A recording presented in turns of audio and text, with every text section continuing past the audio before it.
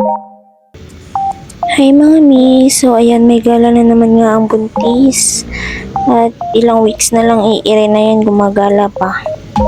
Pero safe naman yan kasi ayan nga, hindi naman kami nagmotor na. Kasi nga itong jusawa ko may pakulo na naman.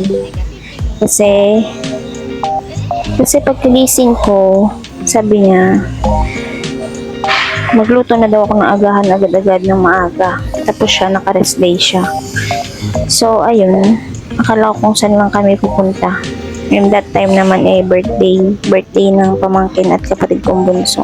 Hindi naman ako nag-expect na makakapunta kami kasi nga ang layo. Kasi Cavite, tapos Laguna. And, yun nga, mahirap pumunta doon. Lalo't sa kalagayan ko. So, ayan. Dahil sabi nga ng aking jusawa importante daw sa kanya ang kaligayahan ko. So, ayan, nagawa niya ng paraan. So, pupunta na kami yan ng Binyan, Laguna. At walang kaalam-alam ang aking pamilya doon. Napupunta kami. Kasi nga, syempre, dapat surprise. Na-surprise ako ng aking jusawa So, surprise ko din sila. At dyan nga sa part na yan, humihingi ako ng kiss. Ayaw ko i-kiss at baka daw mabangga kami. Ang damo.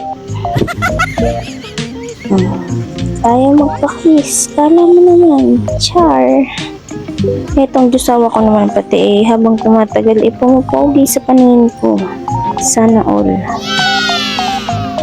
At ayun na nga pagkarating namin kanila ate hindi naman agad-agad handaan maaga nga kami nakarating doon.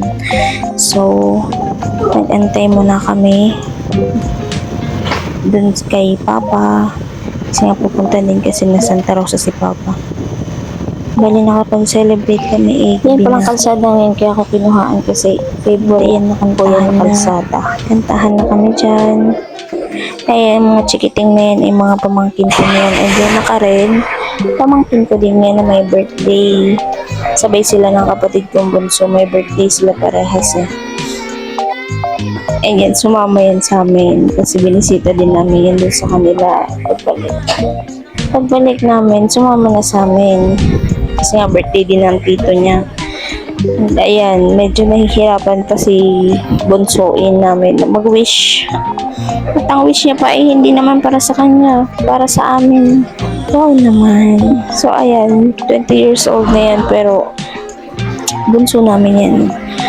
So kahit 20 na yan, yung tingin namin dyan kala mo batang-bata pa. Charis. Ayun na, ang kukulit na ng mga bata. And then, nung gabi, after nung ganong handaan, kainan, ganon.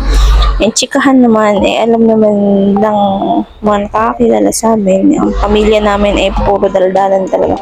Mahilig kami magdaldalan, magkwentuhan, ganun. Banding na rin namin. Yun nga, banding na namin yun and masaya kami doon. May mga napagkikwentuhan kami. So, that's it guys. Thank you for watching. Nasayang ko na naman ng ilang minuto ng buhay nyo. Sa susunod ulit, sana di kayo magsawa manood ng mga video ko. Bye!